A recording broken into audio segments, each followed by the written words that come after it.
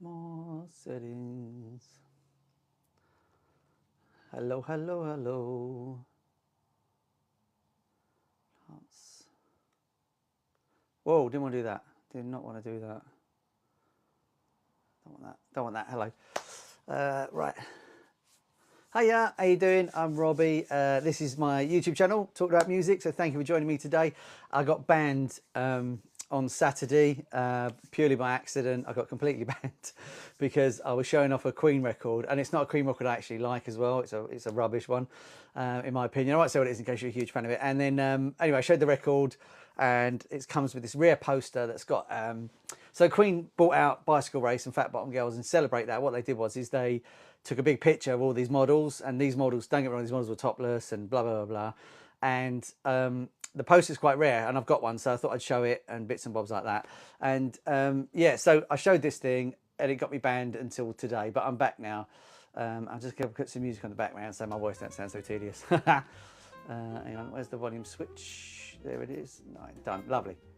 So yeah, so I got banned until today, so now I'm back and I can show you some stuff. Hopefully I'm going to be joined by my friend Johnny Hass all the way in America in a little while. He's going to be joining me as well, and I was going to talk about some 80s records and bits and bobs like that. So for the user that don't know and just joining me, I'm Robbie. I've got a YouTube channel called Chattingtracks, and what I do is I basically look at all sorts of music. So I've done a reaction video, on my YouTube channel, I've got reaction videos, I've got all sorts of stuff. John's here. Let's see if I can get this right. So I've just sent you an invitation, John. Yeah, so yeah, I've got all sorts of stuff going on my channel, reaction videos, DJ mixes, blah blah blah, all sorts of things like that. And yeah, I'm just doing all sorts of fun stuff like that, and I really enjoy it. John, are you there, mate? Have I got this right or have I got this wrong? Hey, this one. Can you hear me, Ron? Hello. Can you hear me? I can hear you. Hang on one second. Let me turn this up. Why can't I see you? What's going on? Okay, how about now? No, I still can't see you. Let us know in the comments if you know how to do this while we figure it out. Because, oh, there we go. Let's try this one. There we go. I just sent you that one. Yeah, so I got banned for talking about Queen and bits and bobs. There he is. Hello, mate. Hey, how we doing? I'm good. I'm pretty good, mate. Yeah, pretty sweet. Let's expand you out a little bit. And oh, there you go. You're massive now. All right. But yeah, so do it, mate. Can you make me younger? Hang on. Sure. There we go. There we go. I'll have a bit of that. Yeah, so we're going to talk about some 80s records today, John, if that's all right. That's cool. Fantastic. Right. I need to figure out how to get rid of all these other people as well in the background. So expand both. Is it this one? So there. Well, I'll figure this out as I'm going anyway. So yeah, some 80s records. We're just going to pull some out of the collection, and then we're going to just go through them and talk about them if you fancy a bit of that. How's that sound? Sounds good. Okay, cool. Right, so hang on, now I can't see the comments.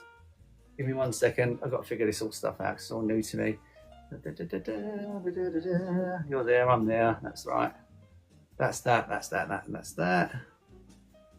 Right, cool. Okay, so first up, we've got the wonderful Dilmoric and the Heartbreaker album. Do you know this one at all? Oh, that one I don't know. You don't know that one?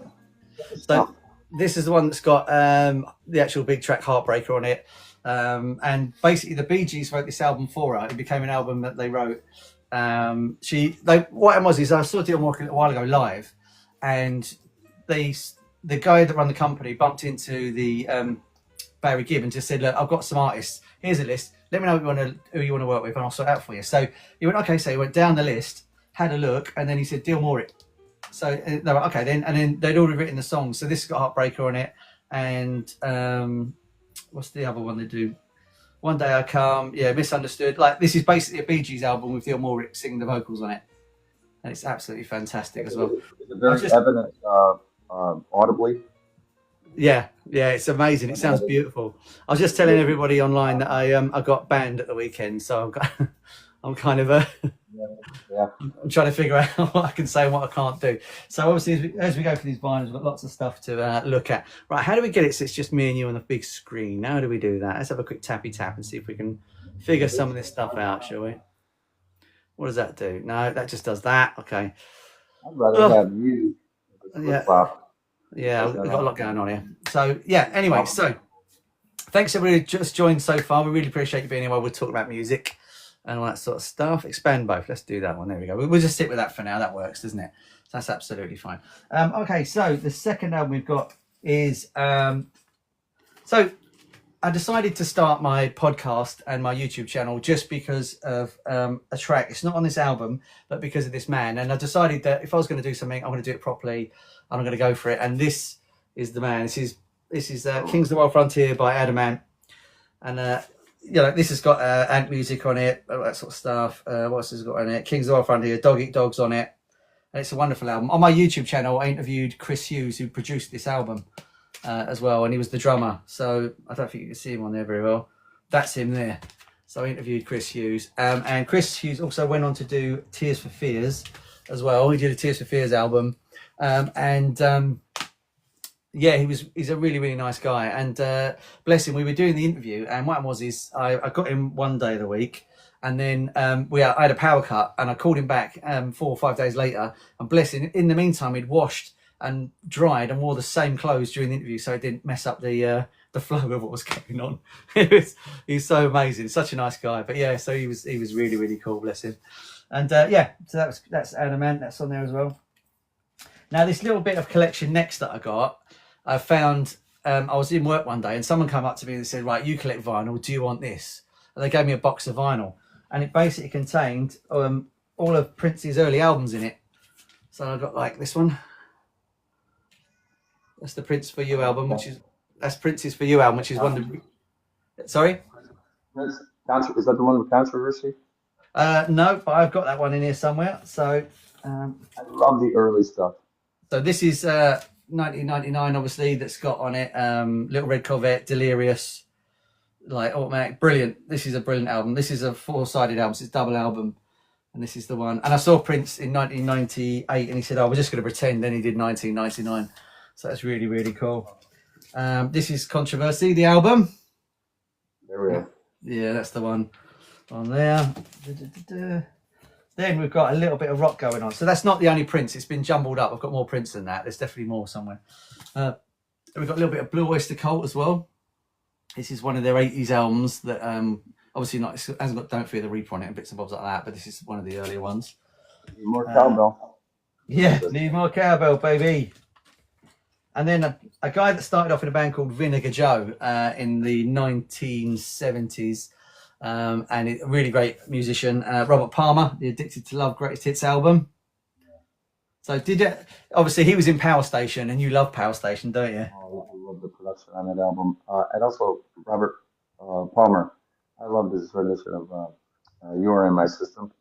Yeah. I just love his rendition on that song. He's fantastic, isn't he? When he does what he does, he's amazing.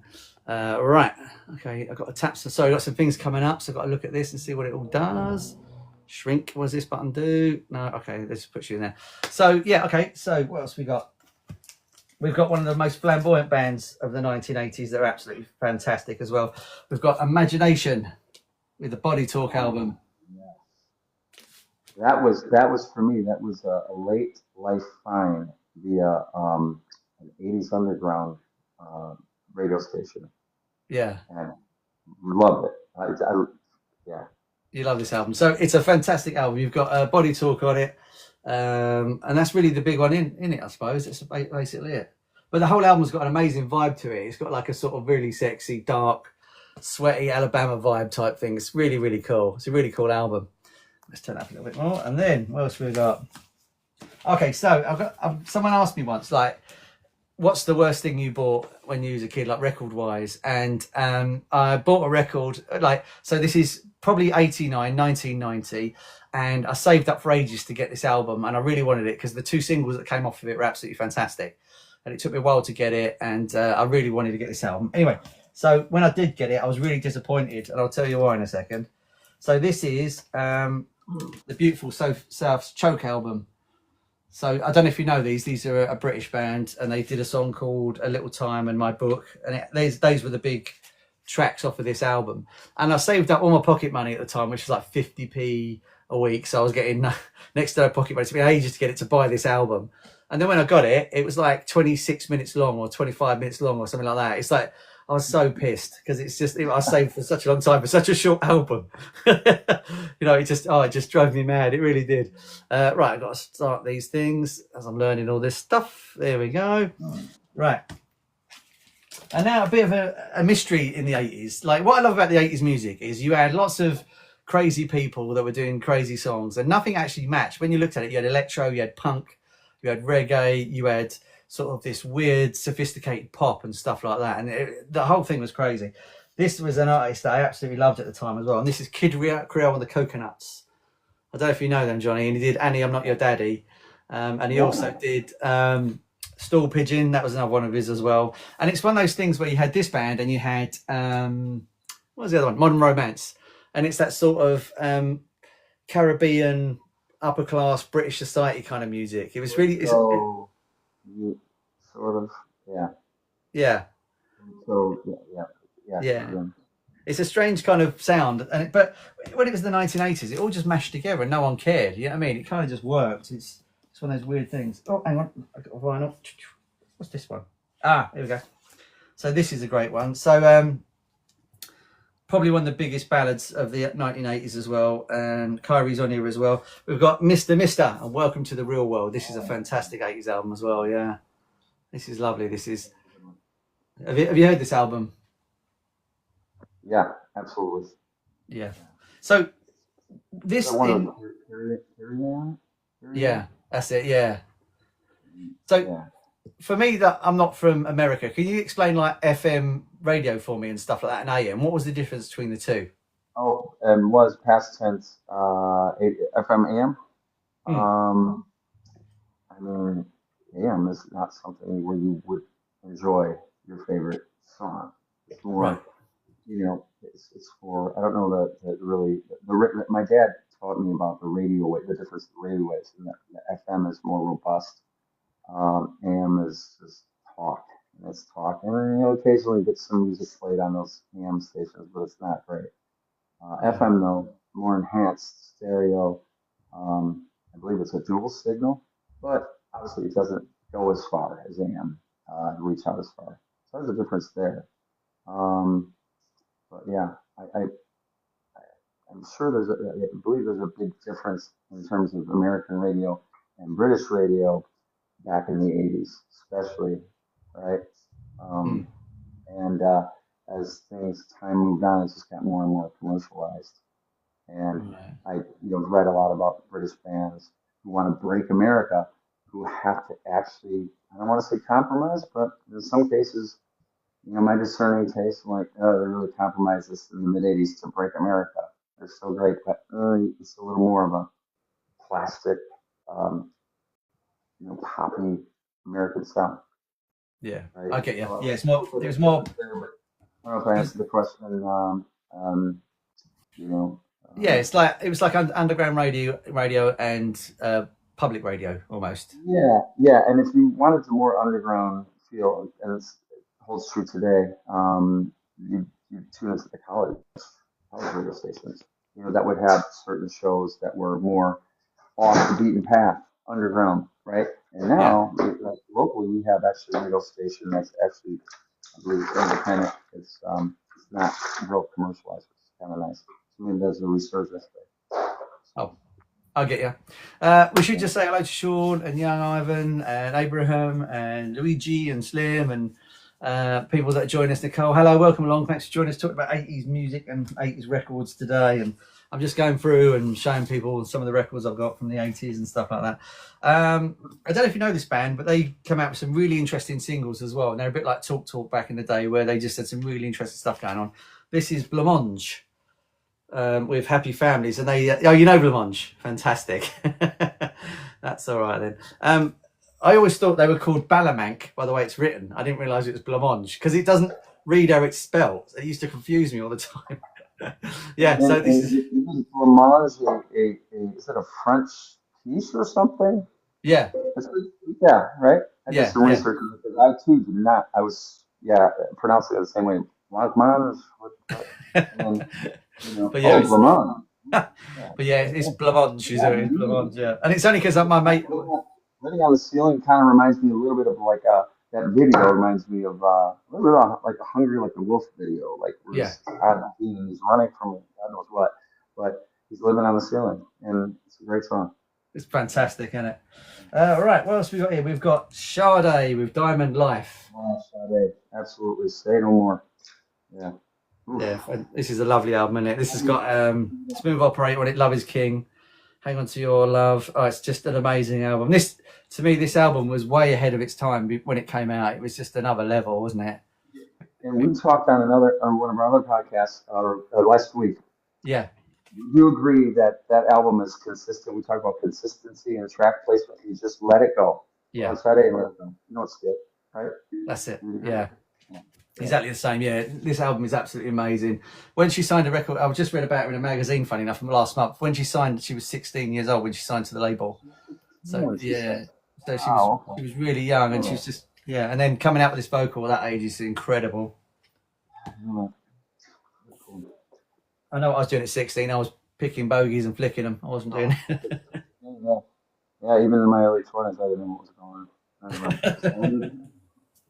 All right, we've got more. So one of the classic bands from the 1980s as well. We have the wonderful Soft Cell and Non-Stop Electric Cabaret album. So yeah, and this has got Wave Hello, Say Goodbye on it. And I always thought Tainted Love was on this. Oh, it is on this album. Yeah, it is on this album. I thought it was on there for a minute. Yeah, this is wonderful. Mark Armour, what a wonderful singer he is. I saw him live many moons ago and he was just amazing. He knocked it out of the park. He's got such a great voice as well. So yeah, this is a fantastic album. You know, the dawn of electro in the 1980s and all that sort of stuff.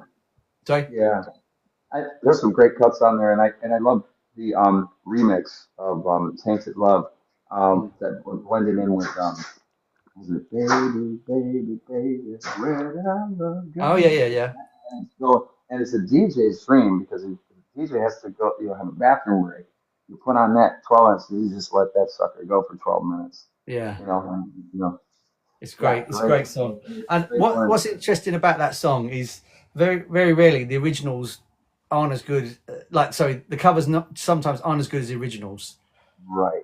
So obviously the original one was done by his name's popped straight in my head now, and she was Mark Bolan's girlfriend at the time, and that was the link to Gloria Jones. That was it. So that was the link to Mark Bolan. Yeah. So she did the original Motown version of it, and it's fucking fantastic. It's brilliant. It's really, yeah, you can't really remake. I think I suppose I give credit to like nowadays you have mashups which are very just commonplace. But that was kind of sort of a mashup in its own right. Yeah. For two different songs, but yeah, you can't beat the original. Fantastic. Moving on, we've got one of the greatest vocalists of the 1980s, without comparison. Let's do a little clue thing, shall we? This was her auntie. So this is her auntie, and then this Whitney, one of the greatest singers has ever lived. Whitney Houston, yeah, absolutely. Yeah, and this is her first album, which is wonderful, which has got Saving All My Love For You on it as well. How Will You Know? Greatest Love of All. Like, fantastic. Look at her there. She's amazing. And it's so sad when you see how far she fell. It's a brilliant, what a brilliant debut. And there's a few films about her now that are really, really interesting. And documentaries. There was one, I think it's called Whitney, Can I Be Me? That's the one. And it does talk about her private life a lot more, which explains a lot of the problems a lot easier than I think the film that came out was very, very good. But I think that thing was very, very good. It's really, really cool. Right. By nod of a friend in the biz and who knows what he's doing. Regarding those types of movies, like my friend of mine said, okay, a friend I trust, musically, he says, Bohemian Rhapsody, go for it. I just would rather not put myself in a place where the movie's not done right or things are embellished. But the movies that are coming out, these documentaries, or they're not documentaries, but they're movies like depicting, the George Michael movie, which I haven't seen yet, Bohemian Rhapsody. I think we've come to a time. It's a good time to be alive. I think they're more aware of we've got to get this right. Yeah, we've got to get this right. So 100%. Recommend that Whitney movie. I like the Whitney movie. I think it's great. We should say hello to Sam and to Chantel and David and Sarah. Hello, thanks for joining us. on our live chat talking about 80s music.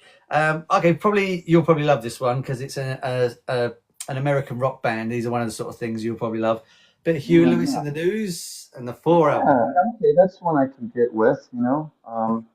Yeah, I like those guys. Yeah, And it's a shame what happened with Huey Lewis. I don't know if he's ever rectified the hearing issue or no, it's done. So this has got Stuck on You on it, Hip to Be Square. So I always thought all the big hits are on the other album, but this one's pretty good. Kieran says, "Look who's back in live." Hey, Kieran. Hey, buddy. Nice to see you, mate.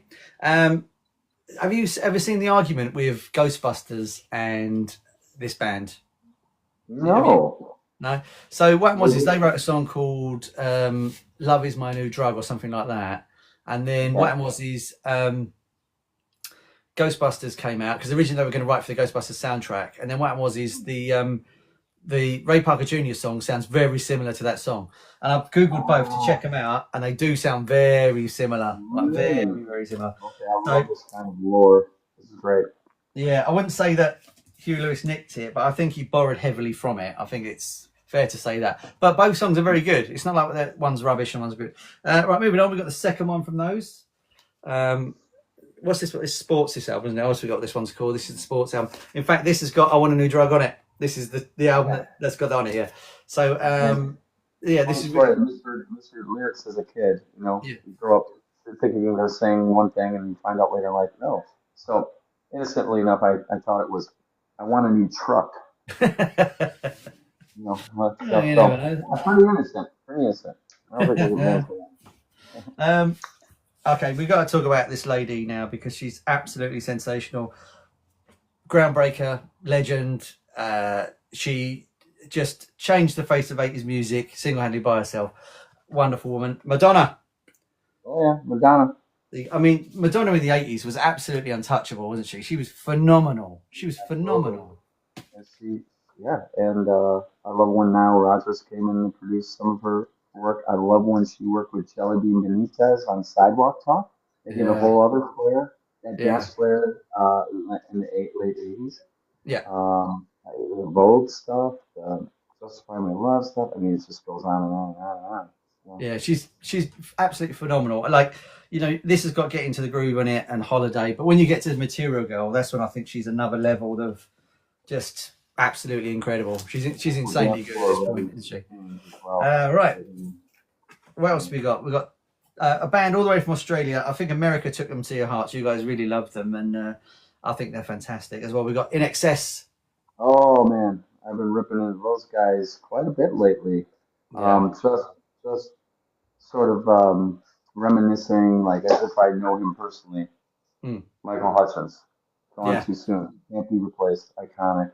But that band, not to take anything away from that band was a six-piece.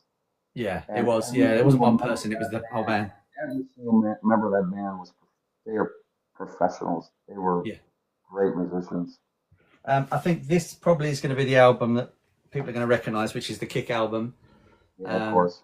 Yeah, we just got Need You Tonight on it. Devil Inside is on there as well. Never Tear Us Apart. Fantastic album. Yeah, I think this is the album that people. I love Guns in the Sky. Yeah. Yeah.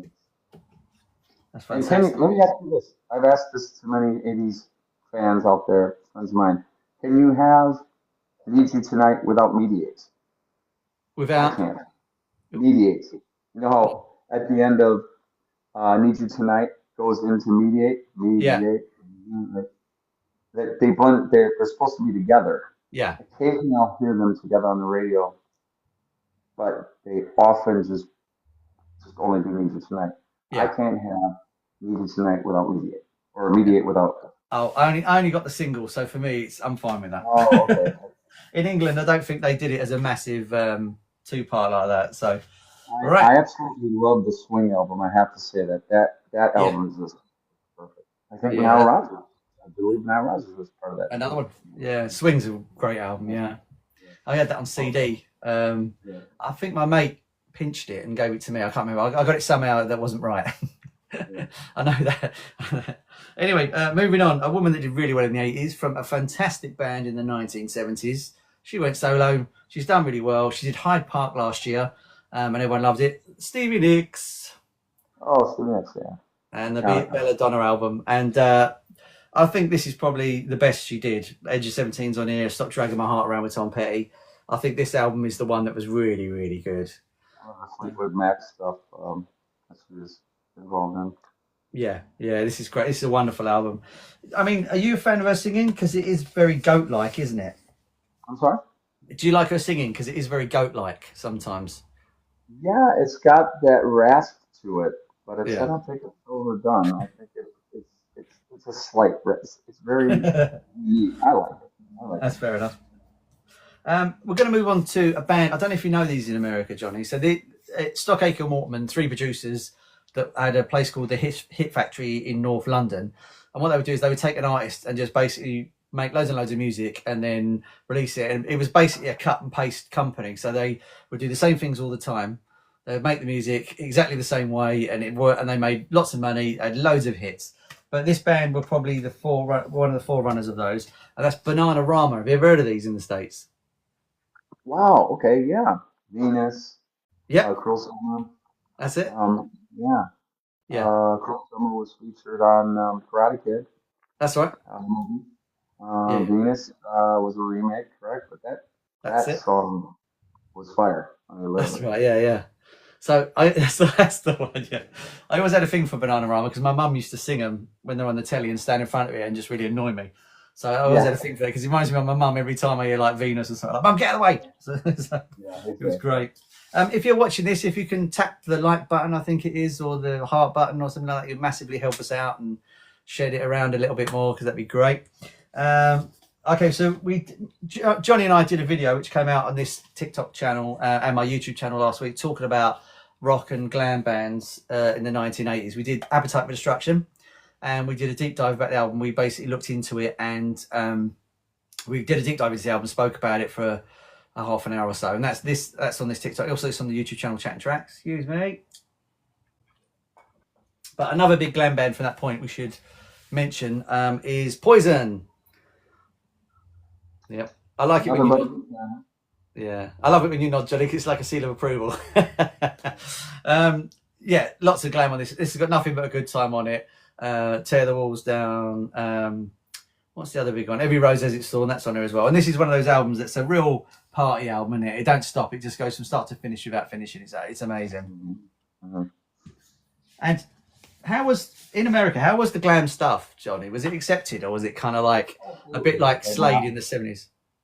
Oh, yeah, like Motley Crue and Rat and Poison and Guns N' Roses. They were all pretty huge in America in the 80s. Absolutely. On the rock tip, that was a separate thing than sort of the 80s new wave or pop scene. Some of it obviously crossed over into pop. Yeah, it's pretty good, was it?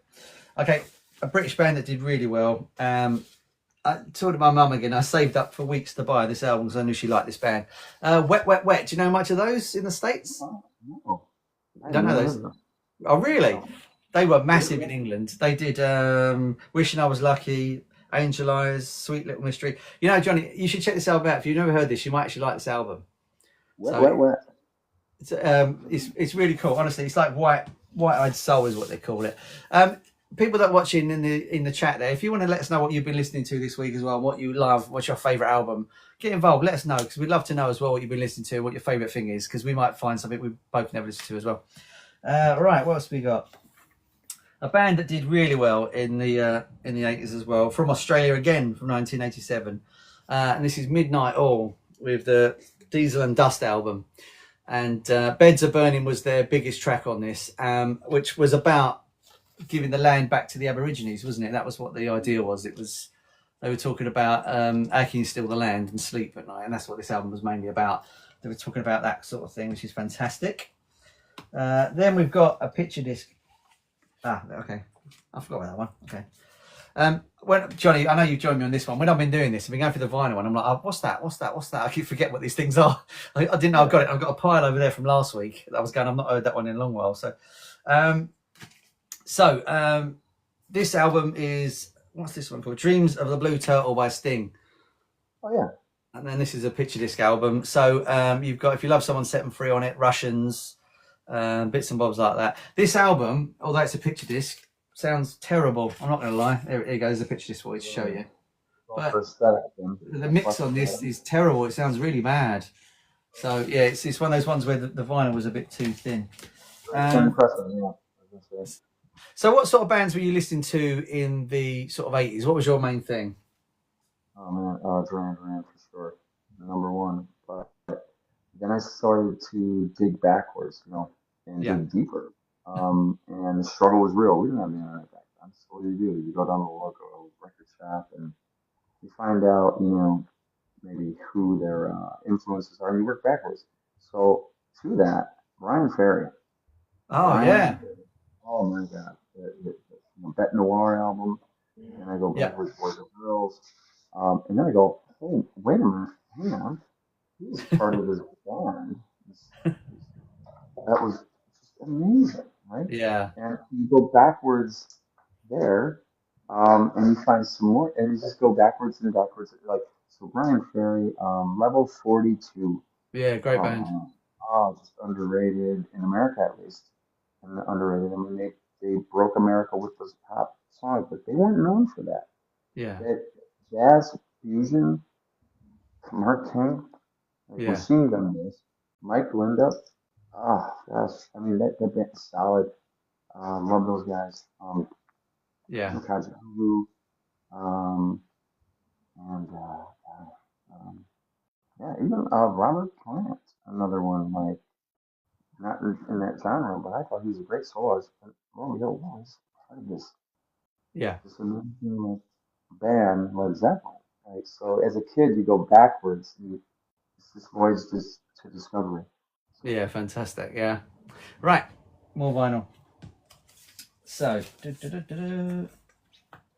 I put more together, so I can't do this because I've got the Police in here, but they don't count because these are 70s vinyls, but I did it to keep them tidy. but that's another one. Dang, oh Yeah. wow, what a great list. It is, yeah. Called The Police. Yeah, that's right. Yeah, yeah. And so here's the thing with me. I don't dislike all of the top 40 stuff. Yeah. I go with the not like this outside of the top 40 for the Police. Mm. The reggae stuff is fantastic. Yeah, it was. Yeah, Adam yeah. Madonna, the Blonde, voices, amazing. Three-piece. And now we've got a sort of concept album from a 70s band. We've got Love Over Gold by Dire Straits, which is almost like yeah, it's almost like a concept album. But they're fantastic as well. So what else we got? That intro, that I Want My MTV intro, absolutely iconic. Yeah, I love that. A little bit like Fortnite, huh? Yeah. That's Brothers in Arms, that one, isn't it? Right, we've got a fantastic album now. So one of the greatest duos of all time, songwriting wise and performing. Fortunately, they've had a big row. They won't perform again. But we've got Hall & Oates with the H2O album. This has got Maneater on it, One on One. Brilliant album, Family Man. Just brilliant. Just brilliant. Great band. They won't work together because of money issues now, and they've had a big fallout. But this album is just fantastic, and it's got a lovely slick sound to it that you just can't get it wrong. I have a mate, a buddy of mine, whatever you want to call it, in Chicago who owns a record store, and he and I kind of like lovingly battle on what is the better Hall and Oates, and he made a great point. There's the story of two Hall and Oates. There's 70s-ish Hall and Oates, and there's 80s Hall and Oates. Very different. And I'm an 80s Hall and Oates. He's a 70s. Yeah, you're right. Yeah, you can split them into two categories, can't you? They can be straight down the line. Yeah, they're completely different. Next up, we've got an amazing band from the UK. I don't know if you know this one in America. They were called like the English Jacksons at the time. This is Five Star. Never heard of them. Still, do you know that band? No, never heard of them. So they had a song called Rain or Shine. That's the biggest hit off this one as well. Systematic was another one. It's The Slightest Touch, which is on this one. But they basically marketed them as the English Jacksons, although there was three girls and two boys. Almost like the attire they made look like a mid to late 80s. Yeah, this is 87, I think, 86. So yeah, Yeah, so these are really interesting. They're a great band. I saw one of these at an 80s weekend recently, and she put on a really good show. She's absolutely fantastic. Unfortunately, one of them passed away about 2 days later, but there we are. Right. This is technically... Oh, yeah, I'll get away with 89. Another singer who's absolutely fantastic in his field, the wonderful Michael Bolton. Whether you like him or don't like him, he's got a great voice. What's your opinion on Michael Bolton? Oh, I don't hate the guy. I know he's talented. Hate's a strong word, but Yeah. I don't really dial up Michael Bolton. Yeah, okay. That's fair enough. Well, I mean, he does a lot of covers, but when he does his own stuff, like How Can We Be Lovers and stuff like that, I think he's really hit something fantastic. I just think it's a shame he filled his album with covers rather than wrote 10 of his own original songs kind of thing. Yeah. I think that would have been much better for him. Now we've got a song, an album that was inspired by a road, of all things. So this artist was driving home, got stuck for ages, and then started thinking about it. And this is The Road to Hell by Chris Rea. I don't know if you know this album. So he basically got stuck. I think it was the M25. I could be wrong. And he was stuck there for ages, and he started moaning to himself about that stuff. Ironically, his other song, which is really big, he's driving home for Christmas every year. So he's got a real driving sort of thing. Plays a Fender Telecaster guitar. Really good guitarist as well. And yeah, really, really good guy.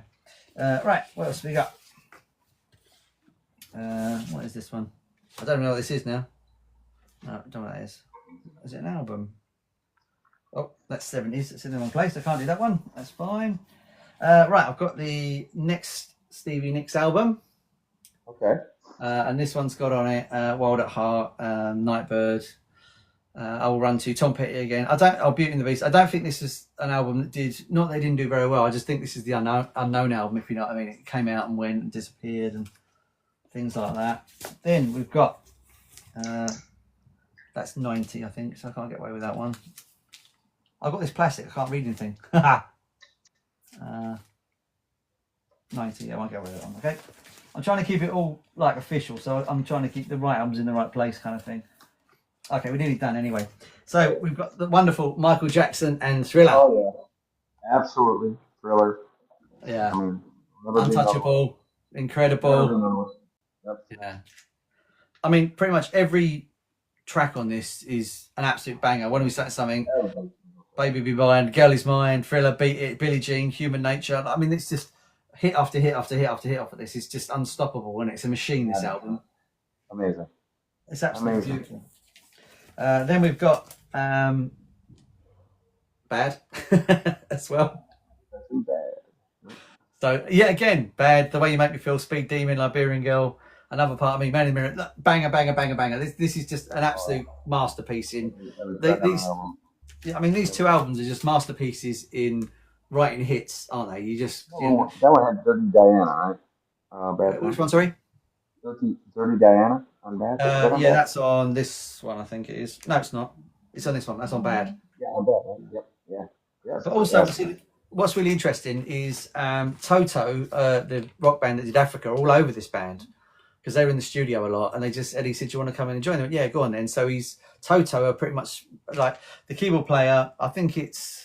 What's his name? His name's gone out of my head now, but he wrote Human Nature pretty much. So it's technically a Toto song, and they play all over this. Steve Lukather's on this, and so it's wonderful. Those songs are amazing. Queen, Another One Bites the Dust. Yeah. If I had this right, they didn't want to release that song. Yeah. And guess who stepped in and said, "You have to." Yeah. That's right. Yeah. Jackson said, "Let's do it." It's fucking amazing. All right.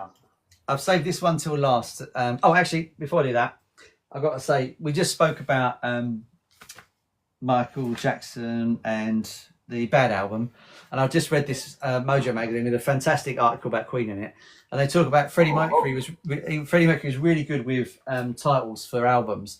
So Bad had just come out, so Freddie Mercury ran into the studio one day and said, "Lads, I've got it. We've got to call our new album. I've got a name." He said, "All right, what do you want to call it, Freddie?" He said, "We've got to call it Good." That's the humor as well, right? Yeah. So he was like, "I've cracked it. I know what we're going to call the album." Anyway, yeah, it just made me really laugh. That's where the band members sort of stand around as they know him by now and go, wait. Yeah. This is our Freddie, you know? Yeah. And it kind of got vetoed. Right, I've Yeah. saved this album to last to show you because I want you to, if you can, talk about this one because I'm guessing. Oh, hang on, have we got any more? 1 second. No, I've done those. Yeah, so I've saved this for last because I want you to talk about it and give us a bit of an info of how much you love this album. This one. Oh my goodness, Robbie. Gosh, you know what? I love you even more. Wow. Early birthday present. And my birthday's until next month, but wow, gosh, you know, talk about iconic. So Um, and even so, I'll find myself sometimes skipping over Rio, um, and dabbling with the other tracks. There are two tracks on there that are just absolute. Well, the whole thing is brilliant. I believe it's. We were talking about what 100 albums hmm, you must listen to before you die or something like that's on there. yeah. It's just a masterpiece. But Lonely in Your Nightmare and Last Chance on the Stairway, just Hmm, absolutely raw, unique, just fantastic. I think track arrangement or placement, I should say, was brilliant on this album. hmm. Um, and be remiss if I didn't mention this. The night version of How Do You Like the Wolf Yeah. gives you that nice long instrumental um, like intro. And it was that really made me as a kid go, this sound that Nick Rhodes is producing on his synths and accompanied with Andy Taylor's guitar and John Taylor's bass, among other things. Just it was just so unique to me and so euphoric. Hmm, So I urge anyone out there, yourself too, Howie, to revisit that night version and that intro where Nick is just I'll leave it at that. It just did it for me. hmm. And yeah, the first album is just brilliance too. It's just raw brilliance. And but Rio, yeah, My Own Way. So many different versions. I actually like the at least the night version of the 12-inch version, which gives a little more of a disco feel, which Yeah. is nice. But then on the album, it's a little more, it's dancey, but it's a little more blended with Andy's guitars and it's a little more raw. Hmm, But then, you got Hold Back the Rain, which is just kind of like, you know, hmm. we ride the outside lane. It's like they were, like the trials and tribulations of touring and whatnot, and it's the triumphant Duran song. Yeah. And of course, Save a Prayer, and that's iconic. They still play that today at their shows. And then The Chauffeur. Hmm. Wow. The Chauffeur, the tricks that Nick Rose is very artistic and very clever with his effects. And there's a part in the song where Simon LeBon talks about glass splinters, and there's this crunching sound like a Hmm. glass splinter. And Nick Rhodes states that it was an ice cube that he dropped into a glass, Nice. and he recorded it. And another one of their tricks, Nick Rhodes, I believe, was involved in this too. Rio, remember to the Rio song, that whole backwards sounding piano. Hmm. They actually, I believe, took I don't know if it was a drumstick or something, and they opened up a piano and then just and they reversed it. Hmm. So Nice. that's Yeah. what that was. Different tricks that were just very artistic. I just, again, can't say enough about that album and the artwork. Patrick Nagel. That's it. Yeah. Patrick Nagel. Boy, is there anything more iconic? Okay, I'm being biased, but than this painting of the '80s. Could you sum up the '80s and go, wow?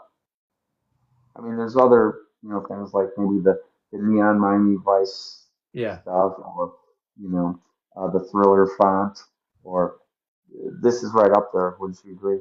This Yeah. this Yeah. It's is fantastic. It's a beautiful piece of art, and you can literally frame that and put it on the wall. And I remember this artwork, the Patrick Nagel stuff, was absolutely everywhere when I was a kid. Yeah, and I did. And I actually still have a book of his artwork, and there's actually some different variations of the real image. Really cool stuff.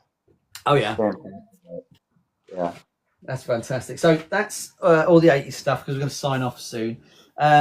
Anyway, so I just thought we've got to mention the wonderful Brian Wilson, who passed away yesterday. I've been playing this today. Pet Sounds. What a wonderful album this is, and what a wonderful songwriter. We've lost Sly Stone, we lost the day before as well, so it's been a bit of a double whammy this week.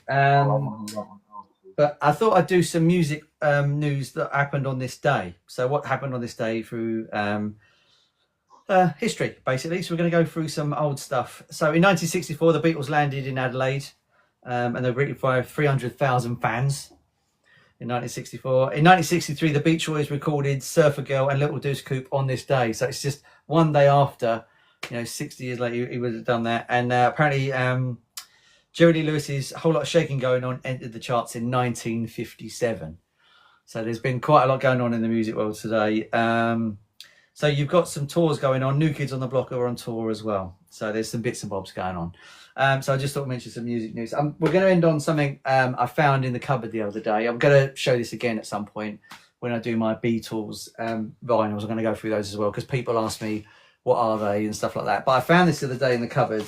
Someone asked me on the chat on Saturday night when I got banned, what's your favourite Beatles album? And it's Abbey Road. I love Abbey Road. I collect everything Abbey Road related. And I managed to find, when eBay first came around, I found an 8-track cassette tape of it. Ooh. Wow. So, and I bought this probably in 2003 or something like that. And yeah. So I'm dead curious to find out what song that is right there. So for people that aren't a favourite with 8 tracks, what would happen is this tape would be on a continual loop. It doesn't end. So it just loops round and round and round. And when you plug this in and press play, it would just play where it was. So I wonder where that stopped. I wonder what song that is. So I need to find someone with an 8-track machine and just plug it in and find out what it was. Because this could have been stopped in the 1970s. I don't know. But yeah, so I need to go through and find out what this track is and, how it works. And yeah, so it's a lovely little thing. But I should frame it and stick it on the wall and put it in another part of a collection or something like that. But yeah, that's my Abbey Road 8-track cassette tape, which I'm going to stick on the wall at some point. And yeah. All right, Beth. All right. And Finley. Yeah. My nephew's here. My sister-in-law. Yeah, so yeah, I'm going to put that on the wall one day as well, and do a bit of that as well. So thanks for joining us. It's been really fun doing this, John, and we'll do this again. And subscribe to this, and subscribe to John's, and subscribe to the YouTube channel Chattingtracks as well, because we need all the support we can get on there as well. And we're just trying to get things bigger and bigger and bigger, and we can do a bit of that all over the place. So thanks for tuning in, and John, I'm going to phone you in a minute, mate, when we come off air. So be around. I'll call you in a sec. Yeah, so thanks for joining us, and yeah, we'll see you on the next one. Love and peace. Ta-da.